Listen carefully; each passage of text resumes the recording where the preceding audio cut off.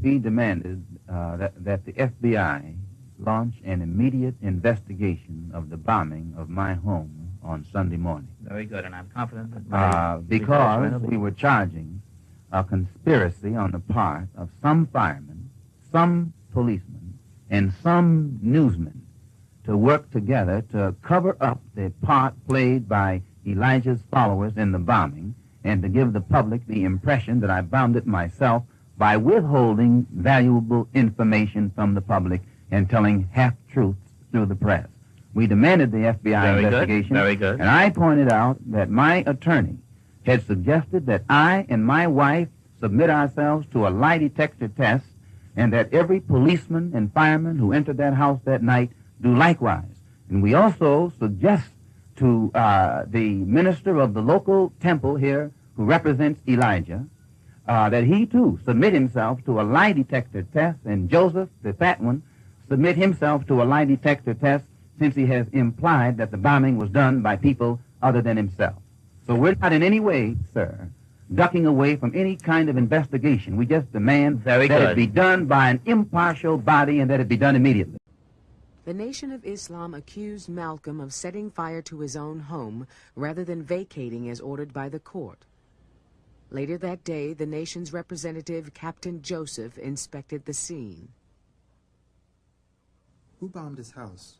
I don't know. All we know, it just got on fire. Does Malcolm know who bombed his house? I don't know. He never said. And if he did, you know, he should have brought him to justice. There were news reports of threats against his life. Is his life really in danger? Maybe it was. He said it was. He said it was. Do you feel now that there was a climate within the nation itself that put his life in danger? Well, as you know, in the nation, you have all kinds of people. And they have different thoughts. You have sympathizers. They have different thoughts. You know? And you have people that not even attached to the community. That likes what they hear, but you just can't live the life. Anything might happen. That scare you. So anything could happen. The atmosphere was there.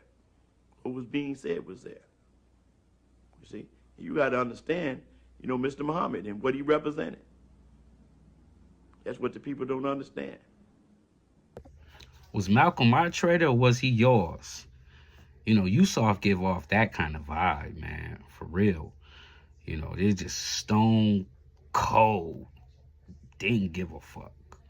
You know, it's kind of interesting to think that the Nation of Islam would tell you that we could possibly not have anything to do with it when Yusuf himself says there's members with different thoughts. Insinuating, well, we all know what he insinuated. You know, this is, I mean, that's just mind-boggling. Somebody should have told Fat Boy to shut the fuck up. You know, needless to say, you know, but this is deep, you know.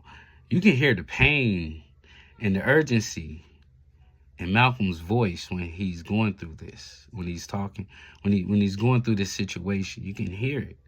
But then you flip the Yusuf, and it's almost as if whatever happens, happens.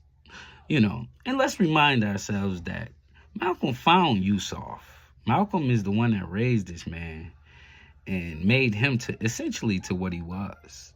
The level of betrayal is deep, deep. You know, I mean, it's mind-boggling, you know. But again,